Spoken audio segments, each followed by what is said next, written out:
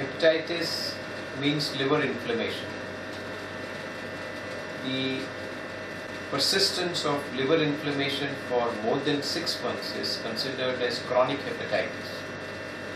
It is important to know for how long a patient suffers from hepatitis, as chronic hepatitis is associated with development of liver cirrhosis, hepatocellular carcinoma, and eventual mortality. The two common causes of chronic hepatitis are hepatitis B virus infection and hepatitis C virus infection.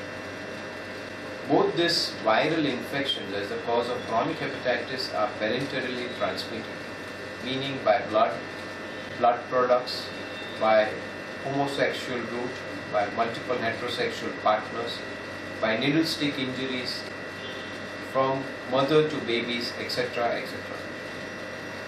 People with chronic renal failure who are on dialysis are also more prone to develop hepatitis B and C virus infection. The diagnosis of these two entities is from clinical grounds of examining a patient who has a firm liver, who has ascites, who has evidence of portal hypertension. But more importantly, one needs to identify from the blood serum examination if an individual has B virus or C virus infection, because an early diagnosis and appropriate treatment in a given subset of patients may prevent progression of the disease, may prevent formation of liver cirrhosis, hepatocellular cancer, and hence mortality. People with hepatitis B and C are also infectious at times and are need of further evaluation as far as their family is concerned. Sometimes their spouse may have to be investigated, etc. There are good antiviral treatments now available for treating patients who have chronic hepatitis B and hepatitis C. As far as hepatitis B is concerned, you have oral medications as well as pegylated interferon available. And for hepatitis C, we have a combination of pegylated interferon with ribavirin. Newer molecules will soon be launched for treatment of B as well as C virus. So it is important for us as healthcare professionals to identify patients with chronic hepatitis, screen them for B and C, and appropriately treat people who require treatment. Both hepatitis B and C viral infection can be prevented.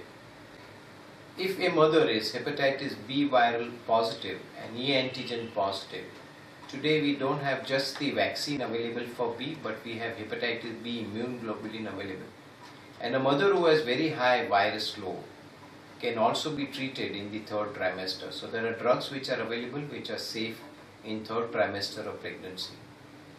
Prevention of hepatitis B is best with vaccination. So people who are as yet not immunized, people who are at high risk for getting hepatitis B virus infection must be screened and given vaccination at 0, 1 and 6 months.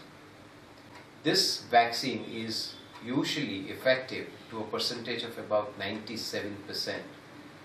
Today, most kids who are born in major cities as well as in rural areas get vaccination. So in years to come, we will expect that the hepatitis B virus load will definitely reduce. As far as hepatitis C is concerned, there are no clear vaccines available as of now. But using infectious disease control prevention, using safe needles, safe transfusions, safe sexual methods, one can prevent even hepatitis C infection.